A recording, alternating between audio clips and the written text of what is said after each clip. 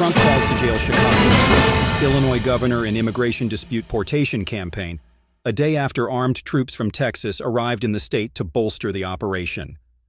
Chicago, the largest city in Illinois and third largest in the country, has become the latest flashpoint in the Trump administration's drive to deport millions of immigrants, which has prompted allegations of rights abuses and myriad lawsuits.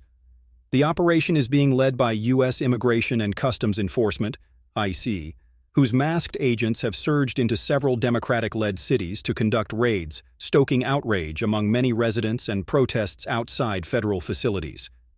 Chicago mayor should be in jail for failing to protect ICE officers. Governor Pritzker also.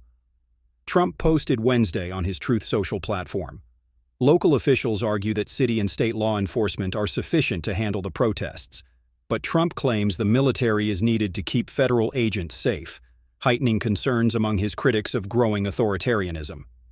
After National Guard deployments in Los Angeles and Washington, D.C., 200 troops arrived in Illinois on Tuesday. An immigration enforcement building outside Chicago has also been the site of clashes between federal agents and protesters. The federal government has not communicated with us in any way about their troop movements, Pritzker told reporters in Chicago. I can't believe I have to say troop movements in an American city, but that is what we're talking about here. A judge will have a role in determining how many boots are on the streets. There's a court hearing Thursday on a request by Illinois and Chicago to declare the National Guard deployment illegal. Stand up and speak out. Trump's attacks on Chicago Mayor Brandon Johnson and Illinois Governor J.B. Pritzker, both Democrats, follow similar extraordinary public calls by the president for his political opponents to face legal charges. They come on the same day that former FBI Director James Comey was arraigned on charges of lying to Congress, an indictment which came just days after Trump urged his attorney general to take action against him and others. Pritzker, seen as a potential Democratic candidate in the 2028 presidential election, has become one of Trump's most fiery critics.